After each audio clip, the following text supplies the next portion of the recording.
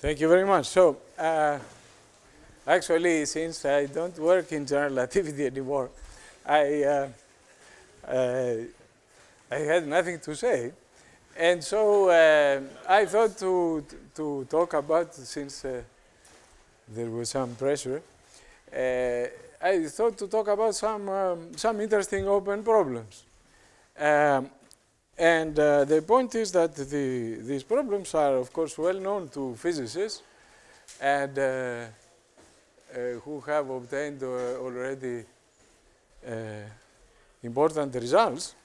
But, however, I think that such problems should, mathematicians should not shy away from, but quite the opposite, because of the importance, physical importance of the problem. I think people should in fact be encouraged to work on these problems, because after all, from a point of view of mathematics, that is that we have a theory which is has been mathematically formulated, and the problems can be formulated as mathematical problems, and we want to see the results as theorems following rigorously from the postulates of the theory. Okay. Now, moreover, I should say that this I did not expect. I know, of course, that Thibault would be there. This I know, and that he was the leading person in the physics community who has worked on these problems. But before knowing that he would be here, I had thought that, well, there is this problem that I had given some thought in my life. And the person that introduced me to this problem was Jürgen Ehlers. Jürgen Ehlers was very important in my, for me, for my career, because he is the one that recognized that, well, I have some aptitude for mathematics, and he encouraged me to come to Paris and to learn from Madame Choquet. And this eventually changed my whole career. And now Ehlers, during this period, that is the period which I know, maybe it could have been earlier even, but the period that I was in touch with him, it was from about 1975 to 1980. And Thibault was not yet interested in these problems. He became interested later, when I had left already from Max Planck. But there was another person whom certainly I did not expect to find here, and this is Martin Walker. And he can testify also that during this period, almost nothing else was talked about. I mean, it was the center of attention of the Ehlers group, the study of equations of motion in general relativity of actual bodies, physical bodies, right? Okay. So I think of it as also some tribute to Jürgen Ehlers, who passed away rather prematurely, I would say, in 2008. Okay, and so now the point is, as I say in the abstract, I'd like to discuss the formulation of the two-body problem in general relativity. And this is to represent two stars coming from infinity with asymptotically uniform motion. And the important point is no incoming radiation. I remember how much Jürgen Ehlers used to stress this last point as to how one has to impose this no incoming radiation condition. I should say also that I'm not going to discuss black holes. It's not that nobody will accuse me that I don't like black holes, but it's simply that we like to understand the stars, and so fluid bodies And we want to make also a good connection with the Newtonian theory. Okay, and it will be important. I think you will see what I want to say, and you will see. But anyway, let's for the moment, let's just think of what does it mean, this no incoming radiation condition. Okay. Well, the point is, why are we even talking about it? Well, we are talking about it because, of course, physicists studied such problems before for a long time, and the first thing to be studied was the analogous problem in electromagnetic theory. Okay, and in electromagnetic theory, of course, by the linearity of the field equations, you have, of course, you know Maxwell's equations. Now, I may make a mistake of sign, but doesn't matter, right? Because we are not really going to be really, this is unimportant design here. Okay, and now this equation, it implies that the wave operator, the ambiguity of sign is very good, right? Because I don't remember the sign. So this is going to be equal to this, right? Okay, let me use the two form, and so this will be something like this. So it will be the exterior derivative of this, which you can write if you want in this way in rectangular. Well, it doesn't matter the coordinates because this is just exterior derivative, right? Okay, and now, so this implies this, right? And now the point is that these equations being linear, of course, okay, the first equation, however, has an integrability condition. And the integrability condition is that, so this also implies the divergence of the electric current is equal to 0.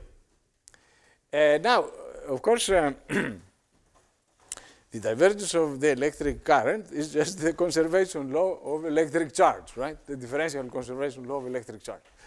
Okay, and now this equation, together with this condition, essentially is equivalent to the original equation. Now, from this equation, however, one knows how to solve this because this means that each rectangular component, if I introduce a rectangular system of coordinates, satisfies a standard scalar wave equation with a source term, right? With a source term.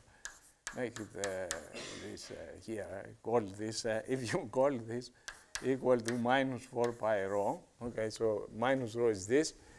Then, of course, you know what is, you can write down the solution of this equation.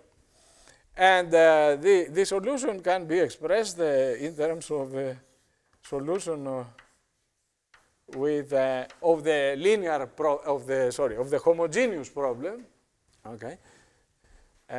With 0 initial data on space like hyperplane, plus a particular solution of the inhomogeneous, and the particular solution is the truncated retarded integral.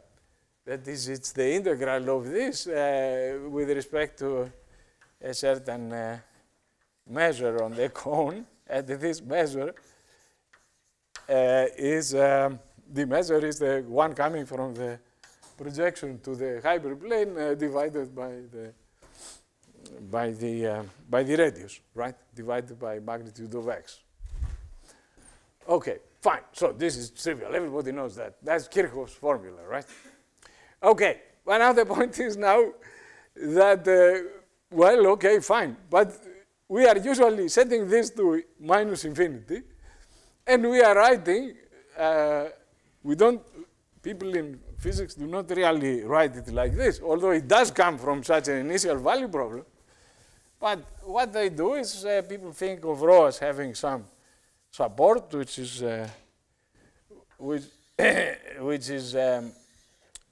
such that the compact space-like support, that means that the intersection with any space-like hyperplane is compact of the support. And then one simply writes that the solution at this point is well, this is an infinite truncated retarded integral, so I cannot draw this. This goes to minus infinity, right? Okay, and essentially you can think that this is really a sequence of problems in which the data is trivial, okay? And this initial hyperplane is said to go to minus infinity, into the infinite past. This will produce this. But this thing is called the retarded fundamental solution, right, of the wave equation. And by picking up this solution, rather than anything else, then in a problem like in electrodynamics, one is guaranteed, unless this source has some kind of wild behavior in the infinite past, at least if it has a tame behavior, you are guaranteed that there is no incoming radiation in the problem, which is the physical condition. All right. So what is this no incoming radiation? The no incoming radiation is that if you take a family of outgoing null hypersurfaces, going to past infinity, okay, and you take the intersection of this with a given incoming null hypersurface. So I draw another thing so you are not confused. So I have an intersection. So this is a family of outgoing null hypersurfaces. We have one incoming, okay, although arbitrary one. Now, what is going to be is we look at this intersection, which is a surface, okay, the surface of intersection. I can call this, if you want, CUs, and this is C bar, U bar. But this U bar is fixed, right? This is a fixed advance time. And this is a sequence of retarded times, okay, going to the infinite past. And now what happens is that if you look at this and you look at this, introduce a null frame here, right? And let this be L and this to be L bar. And if I look at F, the two form, and I introduce this one form, this is one form, let me call this surface of intersection. The surface of intersection, let me call it S U bar U. This is CU intersection C bar, or C bar U bar intersection CU, right? Okay, C bar U bar is fixed, and you have a family of CUs going to the infinite past. And now I define a two form. So a two form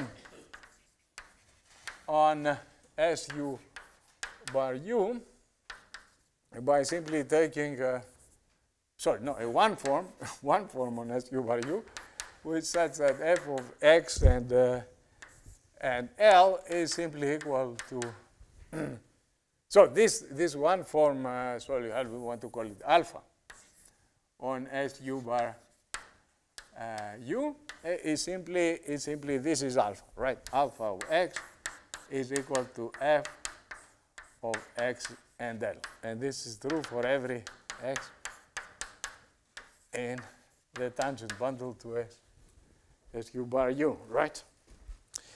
Okay, so this is supposed to be the incoming radiation field. You can think of this as the incoming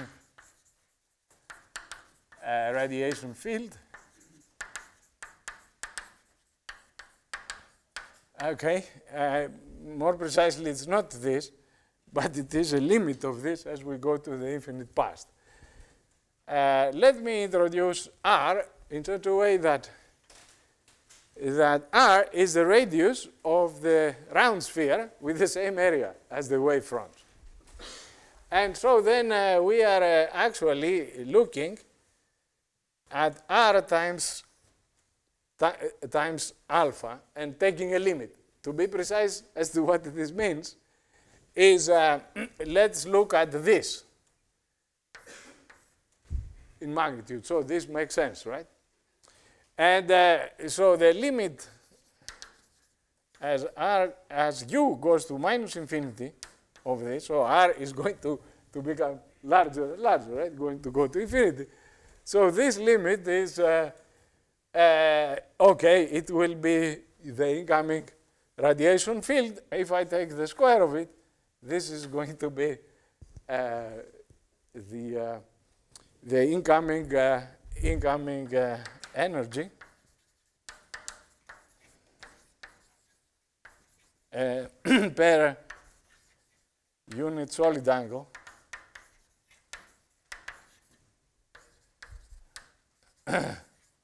in a given direction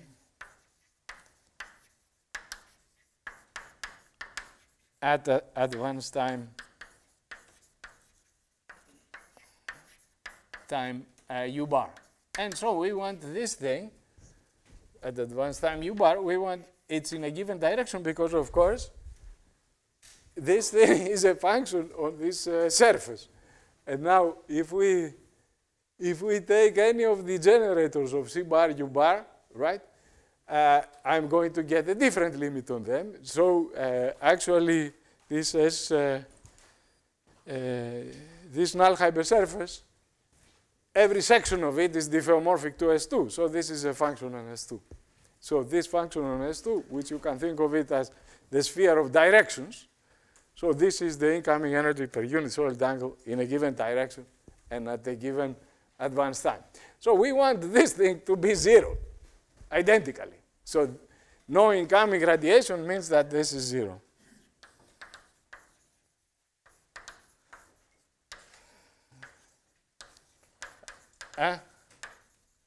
Means this vanishes identically.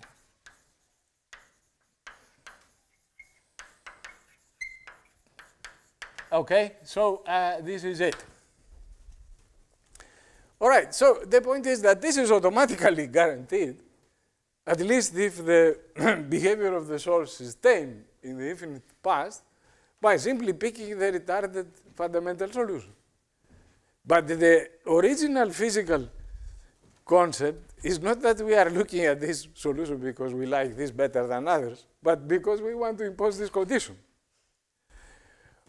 Okay, now when you go to general relativity, this is of course a nonlinear theory. So there is no such notion of fundamental solution at all.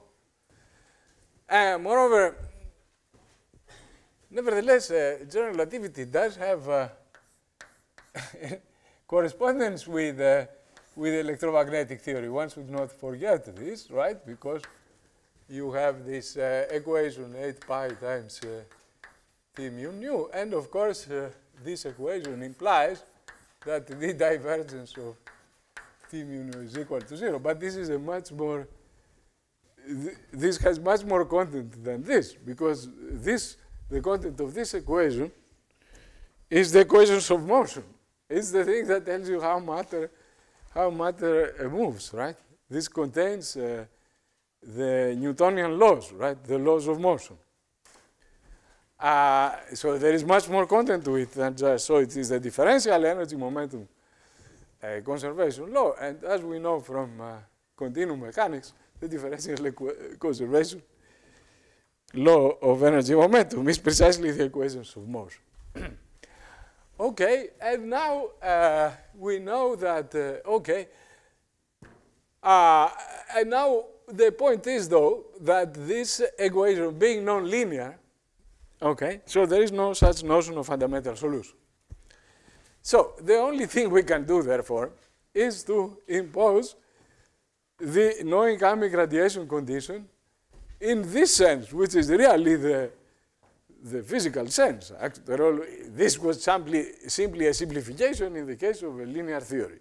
Okay. So in this case, what it is something similar, but what it is again we look at the picture. It is very simple. It is very similar. Okay, so we now don't have a two form, but we have a symmetric trace-free two covariant tensor field.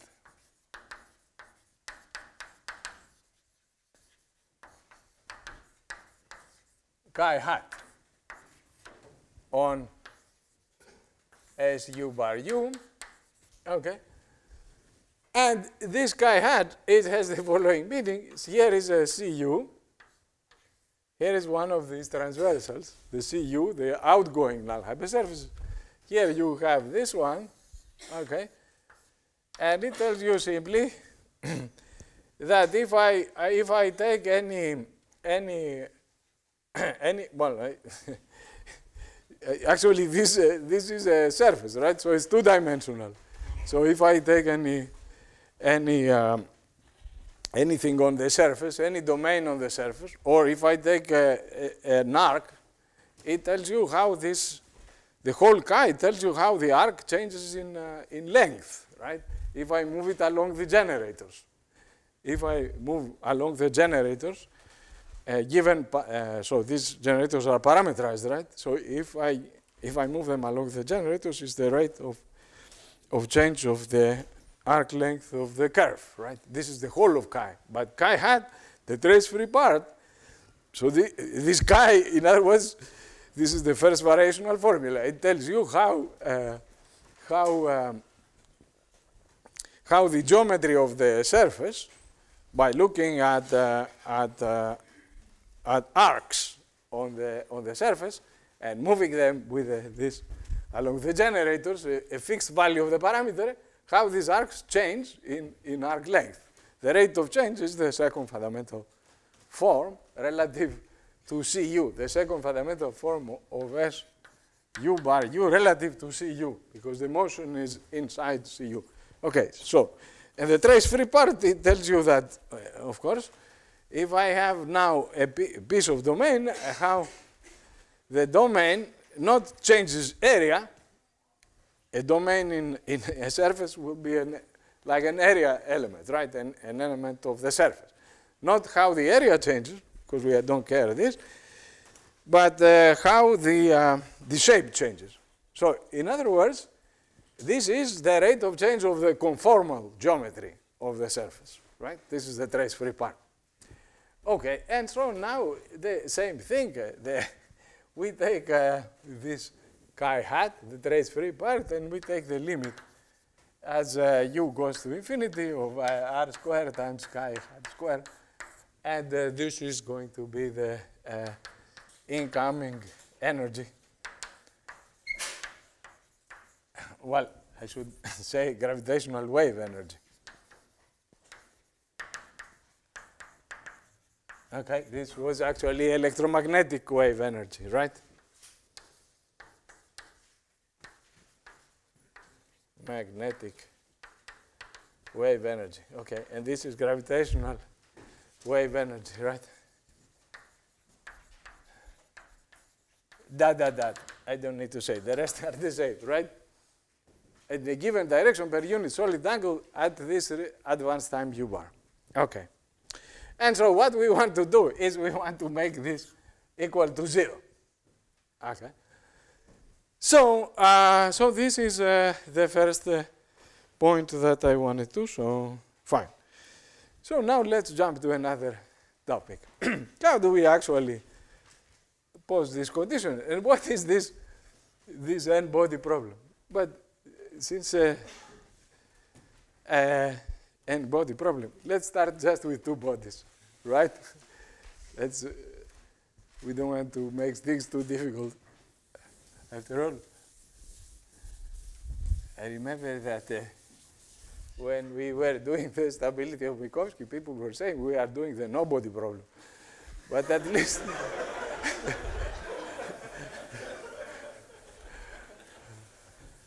okay.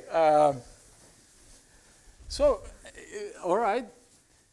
The point is that you must somehow, first of all, talk about bodies. And as I said, I don't want to talk about black holes here. I want to talk about something closer to stars and something that's having a Newtonian limit, so we can make use of the Newtonian theory. And this is not, okay, there are mathematical reasons, but there are also physical reasons because there are stars out there. I mean, they are not all black holes. You guys may be a little too excited with black holes. Okay. So, so the question is how do we talk about how do we talk about body? So let's start first of all with Newtonian theory, right? After all, good old Newton, Newtonian theory. Let's not forget, because I remember once when I came to visit in Cambridge, he came in my dream, And he was very mad at me. I'd done something wrong. I don't know. And after this, I am very careful. I had really very bad stomach ache. The next day, I could eat nothing. This was for a month, approximately. Okay, so Newtonian theory. Okay, but in Newtonian theory, people usually, when they talk about the problem, they think of point masses. Okay, but that's because, of course, in Newtonian theory, you can make the idealization of a point mass. Now, you know, in Newtonian theory, there are many beautiful things happening. And one of them is that you can indeed take this idealization. But people, of course, that have the experience in physics from the electromagnetic theory understand how difficult this problem is to take point charges, because you have to evaluate. If you neglect this, first of all, because in the Newtonian theory, if you have a finite body, the self-field vanishes. The force of the body on itself is equal to 0. So this goes away. But if you simply throw it away in relativistic theory, you are throwing away radiation also, radiation reaction also. So therefore, and we know what difficulty it is to take point charges, right? Because you are asked to evaluate this f mu nu. Fine, this is a nice fundamental solution, but it becomes singular at the charge. So if you evaluate at the charge, so it is a difficult problem. I'm not saying it is crazy, but I'm saying simply it is not a trivial thing. Okay, now, so let us say that we have the Newtonian problem. So the Newtonian problem, I'm thinking, first of all, of point masses. And I'm not going to make things difficult. Let's say that we are two equal point masses, two equal point masses. And, you know, even in Newtonian theory, you have Galilei invariance. So it is possible to go to the center of mass frame. And so I'm thinking of them as coming from infinity. So they come from infinity like this, right? So their motion, their asymptotic motion is uniform. Is a uniform motion in a straight line. Huh? And you have a certain impact parameter here. The impact parameter, if I have two parallel lines, they have some mutual distance, right? So let's call this 2b. This 2b, b is called the impact parameter, right? The direction of approach is we can always rotate our coordinates, right? And the velocity, we can choose it to be equal and opposite. This is the center of mass frame. This is Galilei, right? Invariance. So, okay, so the magnitude of the velocity, let's call it B0. Okay, so now already the problem in this case has, there is one dimensionless parameter in the problem.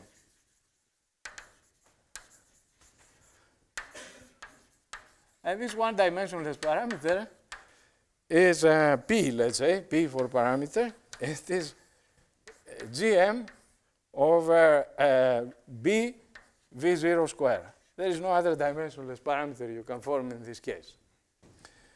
Okay, this is a dimensionless constant. And so the behavior is different for different values of this. But I'm going to be interested in the case that this is large. Okay, large means, therefore, that the bodies are coming in with, if B is fixed, that they are coming in with very small velocities to begin with. They are coming from infinity with small velocities. After all, the stars, when they come from infinity, they don't have too large velocities. It gets larger when they get closer, but they are very far.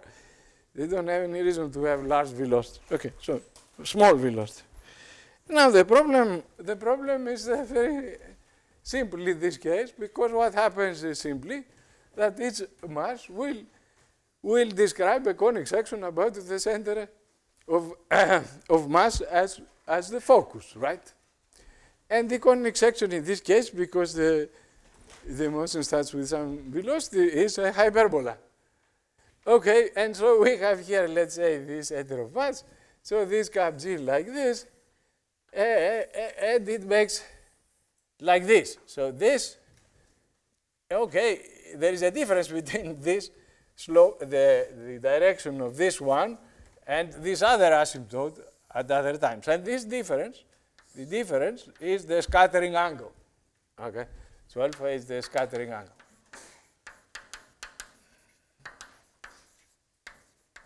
Of course, the same thing will happen with the other mass. I don't need to draw everything twice again. So they again will be parallel coming out. Okay, but they are rotated. It's rotated toward the mass because it is attracted by the other mass, which is this way. So the angle will be like this.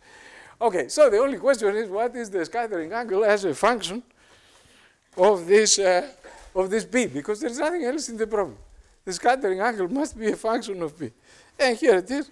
The scattering angle plus pi is equal to the integral twice the integral from lambda plus to infinity. I'll explain you in a second.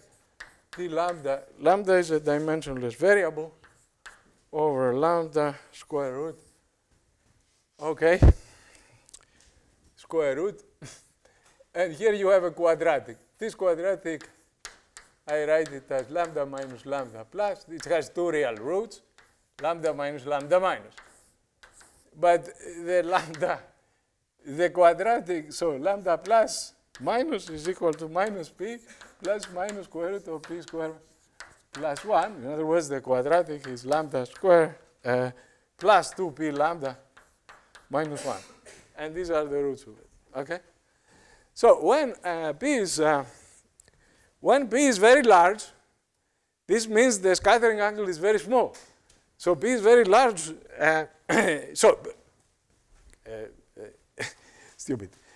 When P is very small, I mean, the scattering angle is very small, right? That is to say, if the velocity is very small, so if the velocity is very large to begin with, of course, they almost don't see each other, right? So there is very little scattering angle. The scattering angle goes to 0. So as P goes to 0, this means that as P goes to 0, so this means this scattering angle goes to 0. So it looks more like this. But as P increases to infinity, which happens when the initial velocity is small, right? This means that alpha is tending to pi. So tending to pi, this means that essentially it comes in and goes back the way it came, right? A hyperbola of this type, right? This being, let's say, the center of mass. It comes back where it came. Okay, so far so good. So this is just trivial, just a little exercise, right? Now, however, let us now, since, okay, this problem would have sufficed if we were dealing just with point masses. But I don't want to deal with point masses because this is going to give me a big problem in the nonlinear, in the general relativity. And in any case, even if it doesn't give me a problem in the Newtonian theory, stars are not point masses, you know. They have radii. So things are not like this, okay? So, therefore, so let's talk about real stars. And I'm not going to talk about really real stars, but we are going to talk about a mathematician star, or if you like, a physicist star, okay? But not a real stuff, right? Because even physics doesn't deal with reality, right? Let's not forget it. Now, and now, so we have simply the motion of Newtonian. So Newtonian again, fluid balls. Okay, so Newtonian fluid balls. So I'm going to make it as simple as possible. So the simplest as possible. What is the stuff of this? This is bait. This is going to be as simple as possible. Okay, but not totally trivial. It's an incompressible fluid. Incompressible, ideal, of course. This is understood because we are doing nothing but ideal, right? Let's face it. Incompressible, irrotational, ideal, of course, this is understood, fluid. Okay. So I'm going to take the mass density, which is usually written as rho, equal to 1. Okay. Remember that this, okay, I will talk about this later. So the mass density equal to 1, if you take the mass density equal to 1, and you take the velocity to be the gradient of a function minus the gradient, so this is the physics background, right? With the minus sign, then you can take Euler's equations. I don't need to write them down, right? You know what they are. But Euler's equations will become the following thing. The thing which you call pressure, okay, which is really not quite pressure, but in reality this is dP over rho, and this thing is called dH, and this H is called enthalpy. Okay, I write it down because in fact in this case it is the pressure. Okay, but more generally it would be this one. And we have to think of this in the relativistic theory, so let's think about this already. Okay? So these Euler's equations will look like this. They just say that the enthalpy is equal to d phi dt minus a half gradient of phi squared. If you differentiate this equation with respect to, if you take the gradient of this equation, out will come the Euler's equations, right? But there is one more equation, the incompressibility, so the fact that this density must stay equal to 1, must stay. So the equation of continuity, or conservation of mass, if you want, which will say that the divergence of V is equal to 0. But this is a very simple problem, because V is this. So this is saying simply that the phi is a harmonic function, and that's all. Okay? And now we have a problem. Oh, we have a problem. And the problem is, oh, this is the problem. What? This? The middle. This one? No, this one. Oh, this is. Arrête. And now, descende, monte. You're right. You're right. Arrête, hey, because otherwise it's going to infinity, like one of this mass. Okay, all right, but this is still too high for me. Oh, B. Arrête. And now, I like to play with this more. I like this. We don't have this fancy stuff at DTH. Okay, all right, but now I want to show you that this problem is not all that trivial, because what you want to do is, here is space-time. You know, space-time also existed before Minkowski, but it is due to Galilei. Okay, and this funny space-time of Galilei has this absolute time, right? So it has these hyperplanes of absolute simultaneity. Okay. In any case, what you want in this space-time, time goes this way, of course, and now this is fixed, right? There is no way to tilt this. Absolute simultaneity. And now you let me call them sigma 0, okay, sigma t for any t. Now you have some domain here, some domain, okay, occupied by this is the fluid domain. Outside you have vacuum, okay? You have the fluid in this domain. Let's call it omega, I don't know, it's as good as any. And now you say that simply that if I look at the space-time, there's also a space-time velocity, by the way. What is the space-time velocity? U is just d by dt plus v dot gradient, right? This is the velocity, it's a vector field, okay? A vector field in space-time. And you are saying that U restricted to d omega belongs to the tangent bundle of the omega. So this means that this at any point of the omega, this space-time velocity is tangent to the omega, right? So the d omega is made up of integral curves of this, called flow lines. Okay? Omega is not the boundary. Omega is in the You're right. Sorry. Sorry. And now, but we want one more condition, because this pressure here must be positive inside and must vanish on the boundary. Why it vanishes on the boundary, this has to do with the fact that, well, these equations must be valid in a weak sense. And this implies certain jump conditions. And this jump condition tells you that the pressure here, or enthalpy, since we want to call it enthalpy, although it is the pressure, so we took the density to V1, it says that the enthalpy at the boundary is equal to 0. So you see, usually for the Laplacian, you only need one boundary condition. But here you don't know the domain either. So one is for the boundary condition for the Laplacian, and the other is, and the other condition will give you the evolution of the domain. Actually, it's easy to understand that the only thing that is dynamical here is just the domain. Because once you have a fluid which is incompressible, everything inside is determined by the boundary, and if you know the motion of the boundary, you know everything. Okay, so far so good.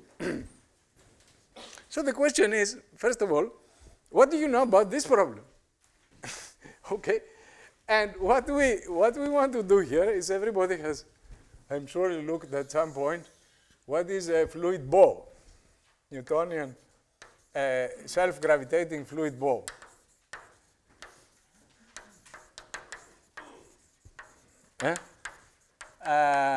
Fluid ball, and in this case, the problem is very easy, right? It's just the pressure, you find the pressure, it is some quadratic function of the distance, right?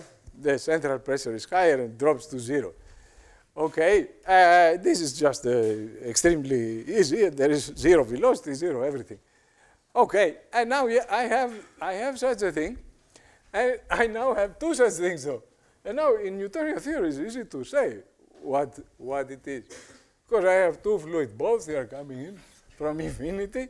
Both of them are solutions of the static equation.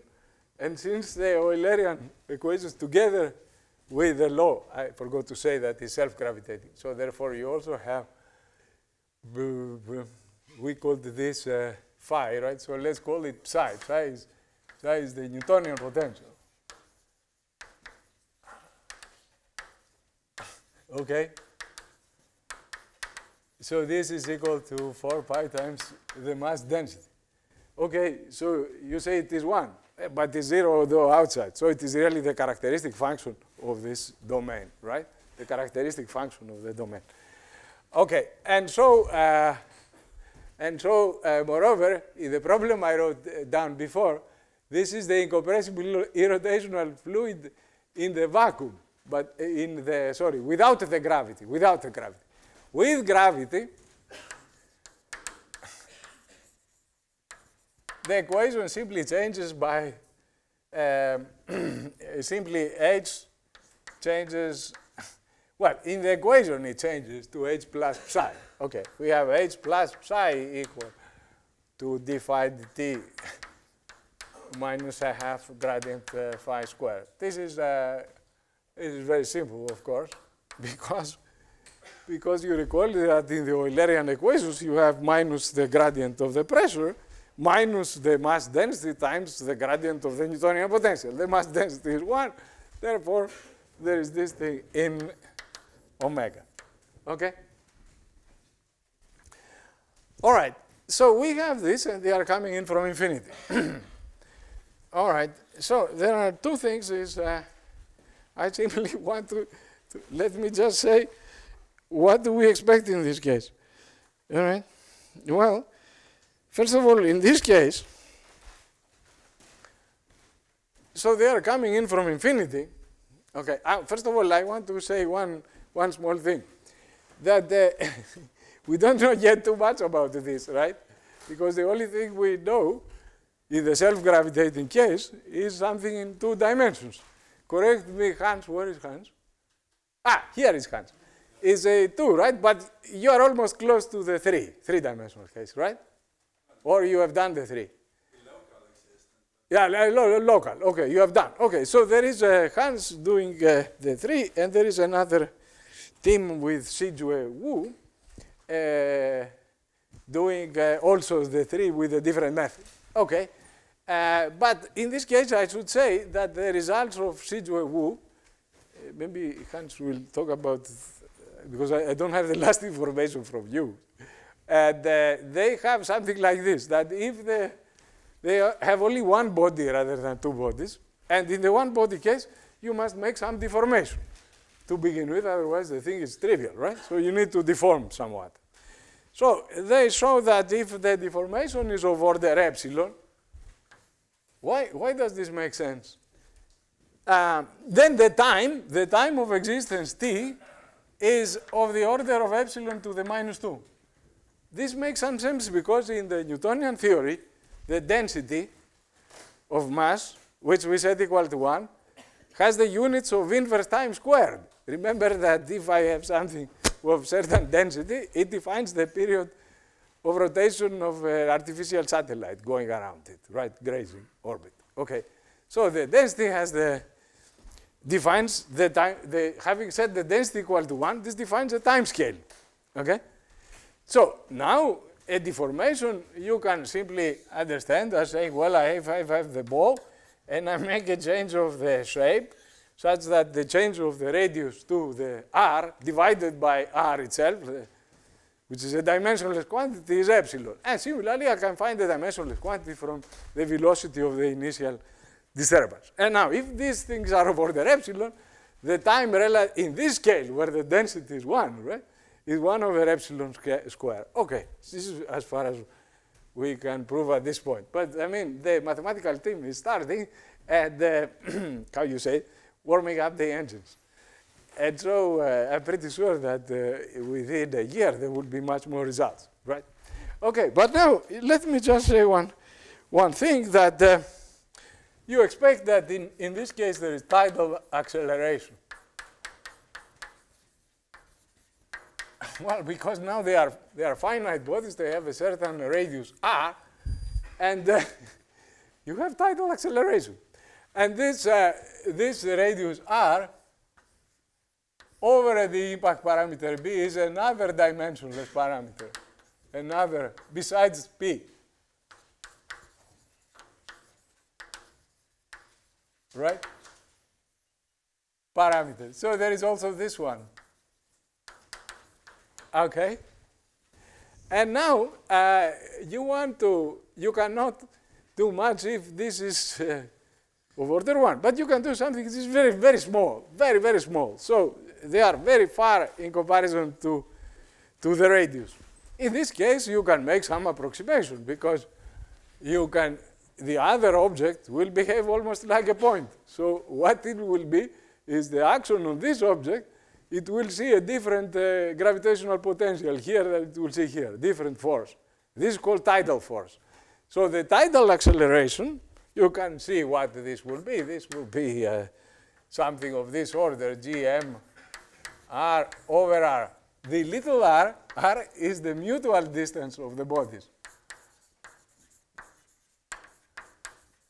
Or distance to the center of mass, right? Distance of each one from the center of mass, okay? Distance of each center of mass from the center of mass of the system. From the origin, which is the center of mass of the system. I place the center of mass at the origin. Okay. Of course. Of course. Of course. That goes without saying, right? Yeah, clear. Okay. And so you can easily find what is the, I mean, if you think of it as a linearized problem, I have, in other words, such a tidal force coming from the other body, what will effect this force have over the time of approach, over all this time where this is approaching, right? Over this whole time up to the time that the center of masses came to the closest distance from the center of mass of the system to the origin. At closest approach, there is one thing. This will not be valid for epsilon small. You need a much stronger condition. Why? Because the impact parameter is going to be much larger than the closest approach. The closest approach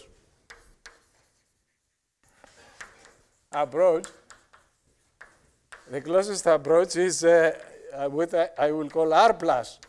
And this R plus is what I call lambda plus, okay, times the epoch parameter B. But this lambda plus is equal, okay, to B over, so this is equal to 1 over 2P for large P. For large P. Remember, there is this parameter P, right? Is the problem.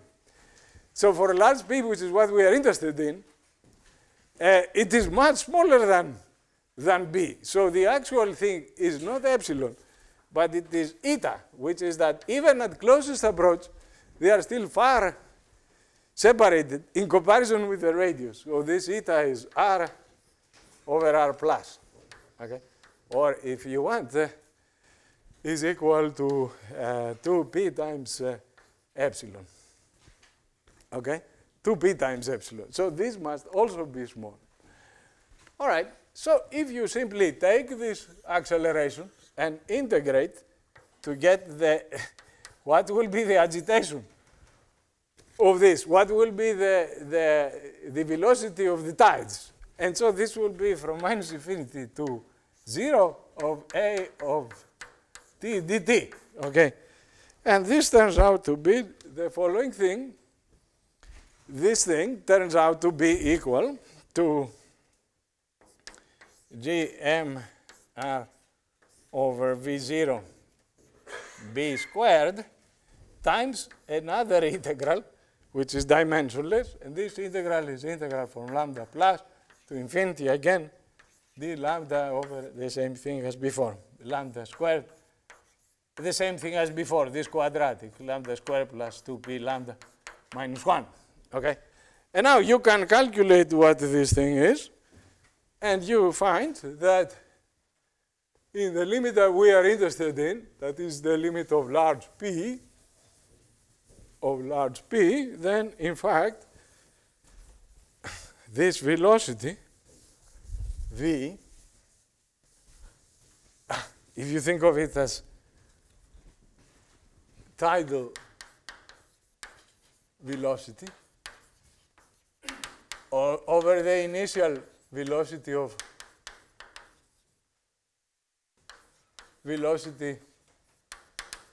the center of mass of each one, is this, in notation, is this one. This thing is equal to p squared, okay, times some constant, is p squared epsilon, or the same as p eta, p times eta, right? Because eta itself, where did we put eta? Oh, I didn't. Oh, it's the thing I erased. Eta itself was like p times epsilon, right? So this is the radius of the star divided by, right? This is the definition of eta, is that it is R over R plus. And this needs to be much smaller than unity so that we can make an approximation of this type. Okay, but now you see now from this that we can take the squares if you want to look at kinetic energy ratios. So this will be like p eta squared, but this doesn't change anything. What is important is that although eta is small, p eta can be large, right? Can be larger than unity, because p is arbitrarily large. So it can be larger than unity. But if p eta is larger than unity, we have capture. We have tidal capture. That is to say, these are coming from infinity, these bodies, but enough of the energy is transferred from the center of mass motion to setting up these tidal waves. The tidal waves take away some of the energy, But the initial energy was very close to being zero because the Newtonian energy of the center of masses was close to be zero because we start with very small velocity. Remember, in the two-body problem, you will have per unit mass the kinetic energy, right? And then you will have this potential energy, right? And now the kinetic energy, this is zero initially because they are infinitely far away. And this thing is going to approach 1/2 of V0 squared. But if this is very close to zero, it's a very small thing, right? In comparison with what it will be at the end of the game, which is what defines precisely the fact that this parameter P is large. This is exactly how it is defined, right? P is recalled Gm over BV0 squared, right? Exactly. And so if this is if I lose any amount of energy, in particular this small amount, the energy will become negative of the center of mass motion. So there will be capture. The two stars will capture each other due simply to the fact that they have set up tidal waves. So the point is that the capture is not a relativistic phenomenon, it's a Newtonian phenomenon, okay, for stars. What happens later, it can well be dominated by relativistic effects, by the loss of energy to radiation. Because the Newtonian one, once you set up a bound orbit, then of course we don't know what happens after this.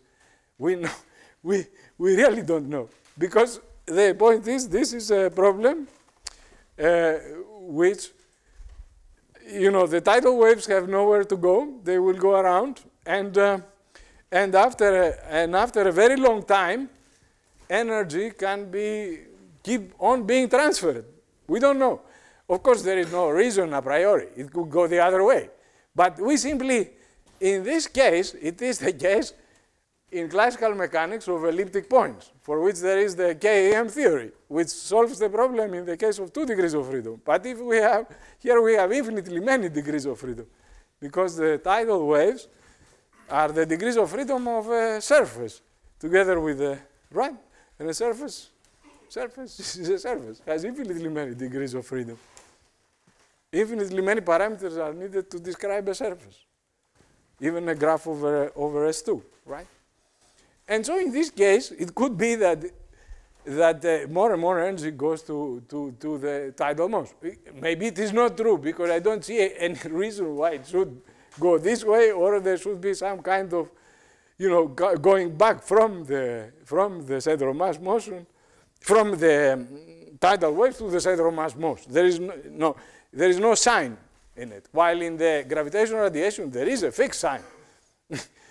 You have to radiate energy to infinity. Okay, so there we do know that eventually things. But what effect dominates, we don't know. I can make a small calculation, and the small calculation will show that, in fact, for the first orbit, for this capture, this Newtonian effect far dominates the relativistic effect.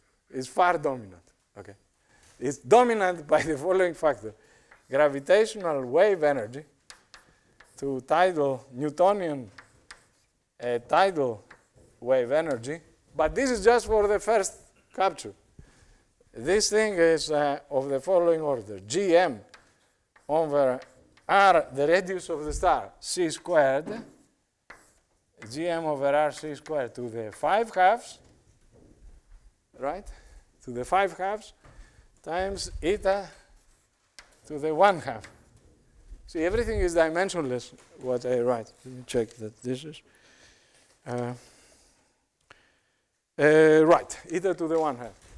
But as I said, this number has to be taken much smaller than 1, so we can make this approximation. We have to make the stars in size much smaller than even the distance of closest approach. And this fact, you all know that it is less than 1. And even for neutron stars, it's something of order of 10%, right? 0.1, even for neutron stars. This is raised to the 5/2 power.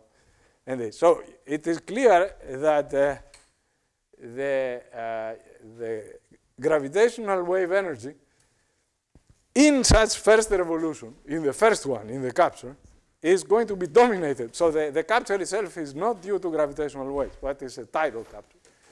After this, though, what happens later? I mean, there will be waves, and this is predicted that the energy will keep decreasing because of the waves, and until you eventually you have a circularization of the orbit, because the first orbit would be extremely eccentric, since it comes from something close to a parabola, and then eventually there will be circularization and capture. In spiral and final, I don't know, right? Coalescence, whatever. Okay, but I think maybe I talk too much. I was going to tell you about what is the analog in general relativity of this, not of this whole problem, but only of this incompressible fluid, because it is a very simple model, which I studied a long time ago. But it clearly, since it contains the Newtonian one, it is even more difficult, although not so much more as you would think. It is nearly the same. But anyway, that we can leave it for private discussion.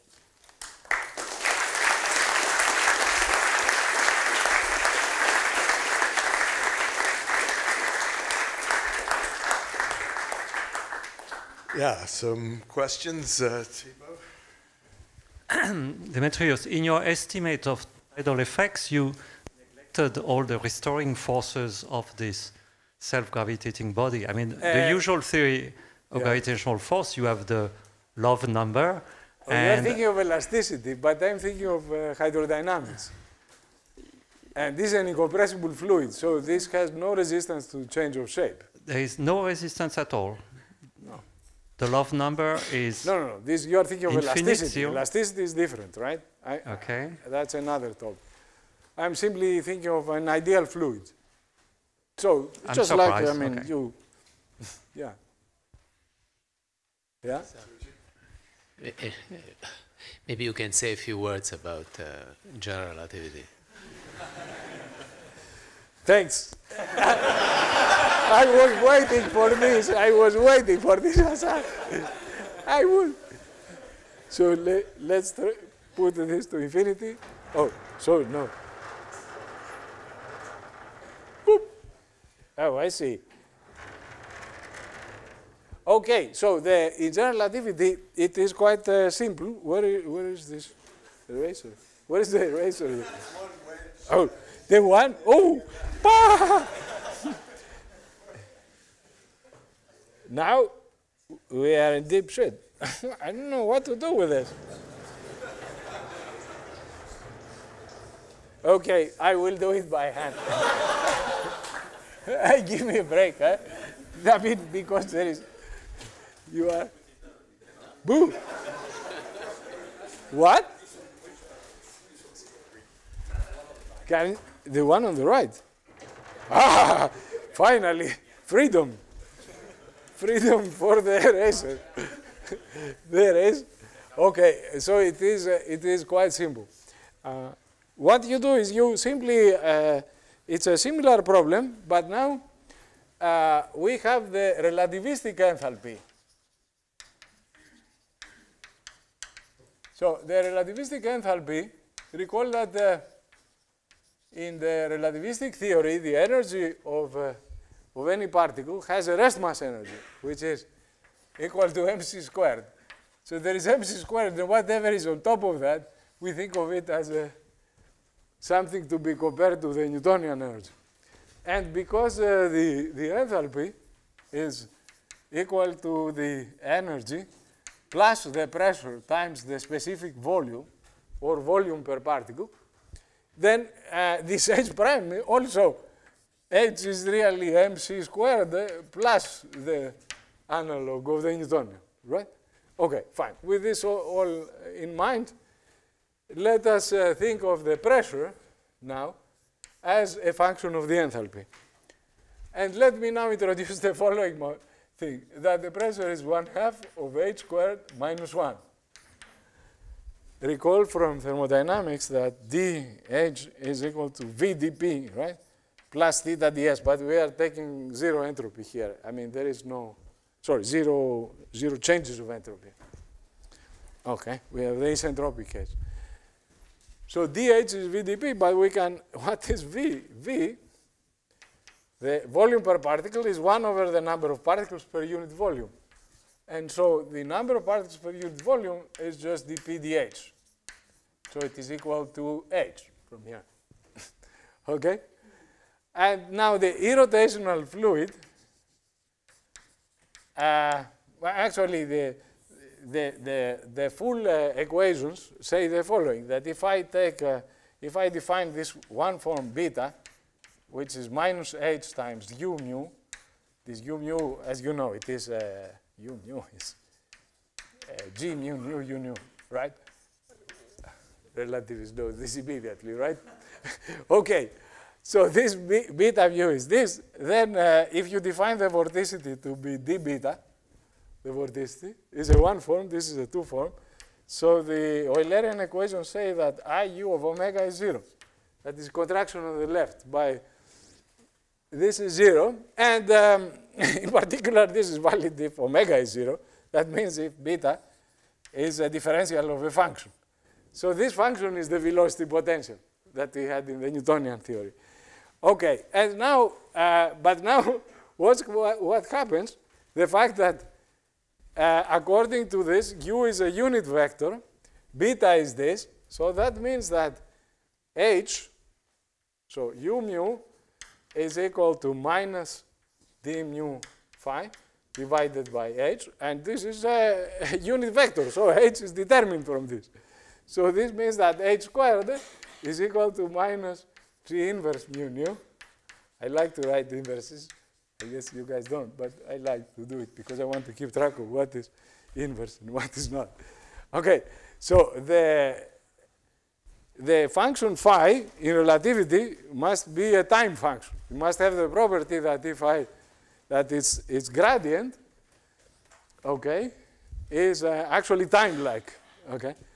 So minus the gradient is time-like future directed, because the function is a time function. So if you have any point, a point in the future of it, then the function here must be greater than the function here, right? Okay, and now look at what happens here. Apart from the Eulerian equation, we have, of course, the conservation law of the particles, the continuity equation. So this is that the particle current, which is n u mu. So the Euler equation becomes trivial because omega is 0. So IU of omega is 0. You can contract all you want on the left. If it's 0, you are contracting. You will get 0, right?